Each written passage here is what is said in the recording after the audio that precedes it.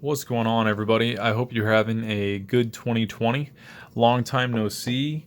I haven't done a knife review in a little over a month and a half. Some other priorities came up that were more important than knife reviews, like my wife and my son and my health. So I've been concentrating on that. It's all going pretty well. But I do enjoy doing this, so I want to try to make time to talk about a knife that I've been carrying for a little over a month. So it's fairly, thorough review. At first glance, this might look like a knife that you've seen reviewed more than any other on YouTube. But this is a left-handed version. So this is the Spyderco Paramilitary 2 in left hand. So the Spyderco Paramilitary 2, this knife is one of the most popularly sold knives from Spyderco. I picked this one up at GP Knives in Troy, Illinois. It is about an hour away from me. If you're not close enough, you can check online, you can call them, you can email them, you can message them on Instagram. They're very responsive, and their shipping is fast, and it's just a great company. And I would rather support a smaller local company than a large corporate one if I can. I don't buy all my knives from them, but it's a good company. Check it out. Check out their website. And they also have reviews on YouTube as well. Tyler does a lot of them, and you'll hear his voice. You'll know this is Tyler with GP Knives. So he has a very unique voice. If you go in the store, you'll also hear him and pick him out very easily. It's very distinct. So Spyderco came out with the military, a knife called the Military, which I already did a review on. So if you go back into my channel, you could find that. So some people still like that and call that the end all. Then they came out with a knife called the Paramilitary. So that was just a little bit smaller, easier to carry, things like that. And then they upgraded it again, and they came out with the Paramilitary 2.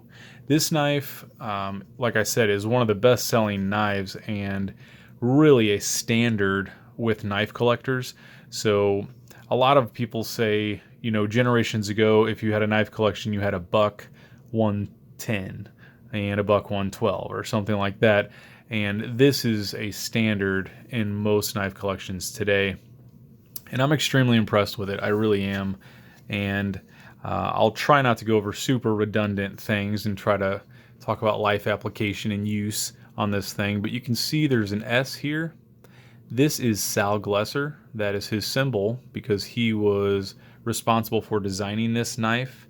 And he did that along with his son, Eric, which, from what I understand, is now taking over the company from Sal and, doing a pretty good job. So I have the pocket clip left hand, but there is four-way positioning for however you would like to carry the knife. I love more options. That's awesome. G10 handles with a nestled liner. You can see that is all machined out, which I think is pretty cool. So it does have a metal liner. It's not just G10. All right. You can see the Spyderco CPM S30V on there. Great steel. This is made in Golden, Colorado, USA, planet Earth. Okay? This is the real deal, guys. So overall, it is not a small knife. It's not huge, but it's 8.28 inches overall. The blade is 3.44. You have a 3-inch cutting edge on this thing. The thickness is 0.14 inches. And it's some people call a modified clip point is what they would call it, but it is a full flat grind. You can see there is no transition, from the edge all the way to the spine here. Okay, which makes it a great slicer. This thing is very, very sharp. The other day at work, I walked back in the warehouse, which normally I'm sitting on my ass at a desk, but I walked back in the warehouse and guys are like patting their pockets and stuff. Anybody got a knife? Anybody? I'm like, yeah, of course, So I hand them my knife and they're like, oh man, this looks pretty cool. They're not big knife nuts or anything like that. So they open it like this and opened it, and they were cutting a box in half to kind of modify and make a lid, and he just went straight through the box. And one guy said, "Damn, Austin," you know, and the other guy's like, "That is sharp." And then he was like, how am I closing this thing? And I'm like, "I'll take it," you know. It is sharp. I don't really carry dull knives. You know, what's the point? So this knife has definitely impressed some people, and I've showed some other people as well, and left-handed people, and they are interested in it. So pretty cool. The weight on this knife is 3.75 ounces, which is not heavy. It's I don't have a measurement on the thickness, but it's pretty small in your pocket. I mean, it's not a huge knife. Like the Manix is a little bit bigger by Spyderco. Like I said, the Military is even a bigger knife. So, and the Resilience, which I've done, is a huge knife. So I think as far as similar size, as far as Spyderco, just a lot cheaper, is the Tenacious. I've done a review on this already, and this is kind of what got me interested in Spyderco. This is like $40, $45, I think. It's a great knife for the money. The quality is not the same. You know, you have a lesser blade steel. And let's look at them while I got this here. Let's improv, right? Improvise, do or die. So obviously on the Paramilitary 2, you have a lot bigger lanyard hole if you need that. They're both G10, which is great. I would say the Tenacious has a lot bigger liner. Is it overkill? Maybe. Does it add extra weight? Yes, it does. I don't have the weight on that right now. There is a difference in the blade shape as well. So they're both full flat grinds, but there's a difference in the thumb hole. You can see this thumb hole goes through the grind. This one is in front of it. So that's interesting. A little bit difference in the Spyderco symbol there. So the screws are different. The Paramilitary 2 also has a forward choil. You can tell you don't see that here, right? So there's nowhere to put your hand up here. You'll cut your finger. It's a pretty sharp knife. So the forward choil, I like that. And it's for doing detailed stuff, whatever you're carving or something like that. So I think the Paramilitary 2 is more ergonomic. It's definitely more expensive, right? So this is probably a $45 knife. It's a great knife for $45. Great knife, no doubt about it. I've cut a lot of stuff and carried it for a while, but this knife is just way smoother as far as the action and everything else. You're looking at bronze phosphor bushings here, and it is smooth, right? Very, very smooth. So this knife is about $150 is the general price. I would say the average price for this knife is about $150. So it's not a cheap knife. I totally understand that. But I think it is higher quality than this one. Okay. It is extremely sharp. So without any effort at all, you can see this knife is just a real slicer. I mean, I'm not putting any effort. I could cut paper all night just to prove a point, but I'm not going to bore you. So you could shave with this thing. You can cut stuff. I touch it up on the Spyderco Sharp Maker, which is one of the best sharpeners for the money on earth. So if you don't have one, get a Spyderco Sharp Maker. Do yourself a favor.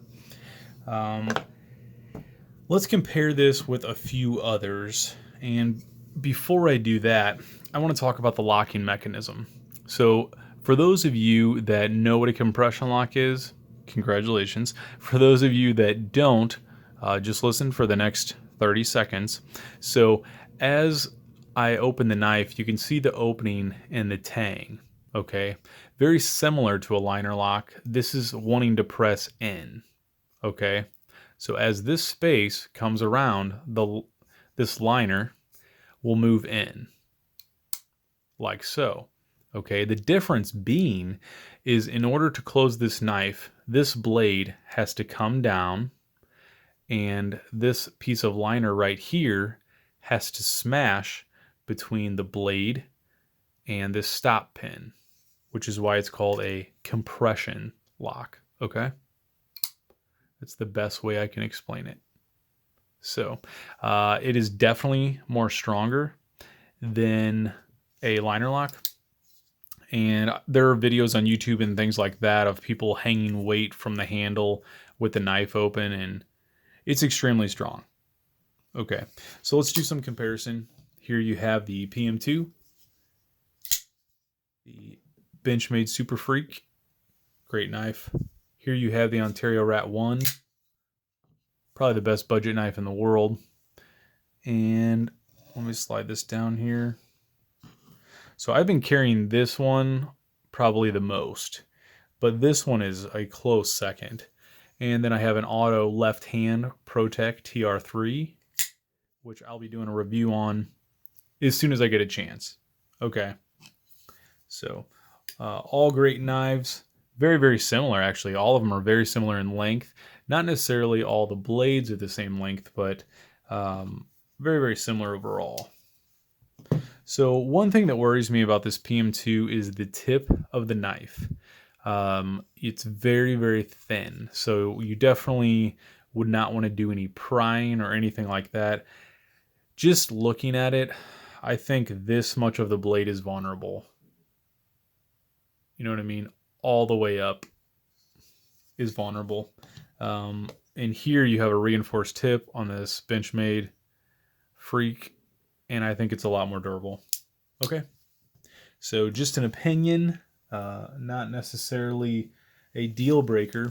One thing I want to talk about, and I'm going to do a review, I think soon, just opening like 20 knives with my hand with gloves. I think that's part of functionality of a knife, to be able to open it with a glove. You know what I mean? Because you could be holding something with this hand, and then you need a knife.